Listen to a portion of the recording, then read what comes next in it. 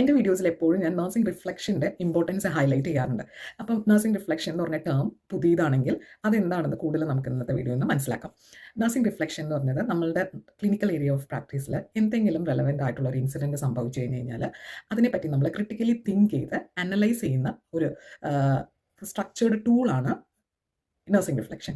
അതായത് എന്തെങ്കിലും ഒരു ഇൻസിഡൻറ്റ് ഉണ്ടായി കഴിഞ്ഞ് കഴിഞ്ഞാൽ അത് എന്തുകൊണ്ട് സംഭവിച്ചു, അന്ന് സംഭവിച്ച ശരിയായ കാര്യങ്ങൾ എന്തൊക്കെയാണ്, നമ്മുടെ ഭാഗത്തു നിന്ന് ഉണ്ടായ മിസ്റ്റേക്സ് എന്തൊക്കെയാണ്, ഫ്യൂച്ചറിൽ ഇങ്ങനൊരു സെയിം സിറ്റുവേഷൻ മീറ്റ് ചെയ്യുമ്പോൾ എന്തൊക്കെ നമുക്ക് നമ്മുടെ ഭാഗത്തു നിന്ന് ചെയ്യാൻ പറ്റും, ആ സെയിം മിസ്റ്റേക്ക് അല്ലെങ്കിൽ സെയിം ഇൻസിഡൻറ്റ് റിപ്പീറ്റ് ചെയ്യാതിരിക്കാൻ. അപ്പം ഇത്രയും കാര്യങ്ങളാണ് നമ്മൾ ക്രിട്ടിക്കലി അനലൈസ് ചെയ്യുന്നത്.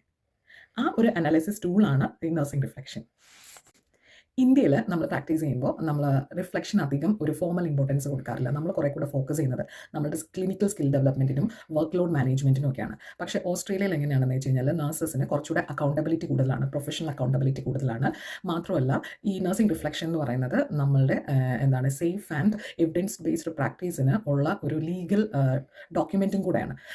അതായത് എന്തെങ്കിലും ഒരു ലീഗൽ ഇഷ്യൂസ് നമ്മളുടെ പ്രാക്ടീസ് റിലേറ്റഡ് എറൈസ് ചെയ്യുമ്പോൾ നമുക്കൊരു സപ്പോർട്ടീവ് ഡോക്യുമെൻ്റ് ആയിട്ട് പോലും പ്രൊഡ്യൂസ് ചെയ്യാൻ പറ്റുന്നതാണ് നഴ്സിംഗ് റിഫ്ലക്ഷൻസ്. അപ്പോൾ ഇവിടെ പ്രാക്ടീസ് ചെയ്യുന്ന എല്ലാവരും ഒരു നഴ്സിംഗ് റിഫ്ലക്ഷൻ ഡയറി മെയിൻറ്റെയിൻ ചെയ്യേണ്ടത് അത്യാവശ്യമാണ്. അപ്പം അങ്ങനെ ചെയ്ത് കഴിഞ്ഞ് കഴിഞ്ഞാലുള്ള ഗുണങ്ങൾ എന്താണെന്ന് വെച്ച് കഴിഞ്ഞാൽ അത് ഓൺഗോയിങ് ആയിട്ട് നമ്മളുടെ ക്രിട്ടിക്കൽ തിങ്കിങ് എബിലിറ്റി ഡെവലപ്പ് ചെയ്യും. പിന്നെ അതൊരു എവിഡൻസ് ബേസ്ഡ് പ്രാക്ടീസ് റിഫ്ലക്റ്റ് ചെയ്യാനായിട്ട് നമ്മളെ സഹായിക്കും. നമുക്ക് എന്തെങ്കിലും ലീഗൽ ഇഷ്യൂസ് ഒക്കെ വന്നു കഴിഞ്ഞ് കഴിഞ്ഞാൽ അപ്രയിൽ എന്തെങ്കിലും ഹിയറിങ്ങിന് പോകേണ്ടി വരുമോ അങ്ങനെയൊക്കെ വന്നു കഴിഞ്ഞാൽ നമ്മൾ കണ്ടിന്യൂസ് ഇമ്പ്രൂവ്മെൻറ്റിന് വളരെയധികം ഇമ്പോർട്ടൻസ് കൊടുക്കുന്ന ഒരാളാണെന്നുള്ളത് കാണിക്കാനായിട്ട്, പ്രൂവ് ചെയ്യാനായിട്ട്, ഒരു പ്രൂഫായിട്ട് ഇത് നമുക്ക് ചിലപ്പോൾ സബ്മിറ്റ് ചെയ്യാൻ പറ്റും.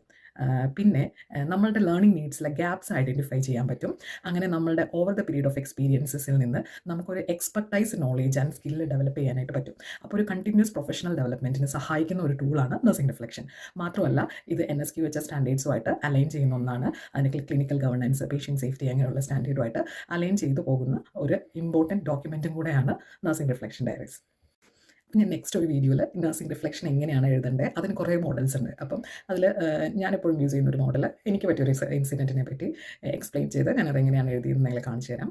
അപ്പം നിങ്ങൾ ഇനി ഭാവിയിൽ ഇവിടെ പ്രാക്ടീസ് ചെയ്യാൻ പ്ലാൻ ചെയ്യുന്ന ആൾക്കാരാണെങ്കിൽ ഇതിനെ പറ്റിയൊരു സെൽഫ് അവയർനെസ് ഉണ്ടാക്കി വയ്ക്കുക, കൂടുതൽ റീഡ് ചെയ്യുക റിഫ്ലക്ഷനെ പറ്റി. അത് എന്തുകൊണ്ട്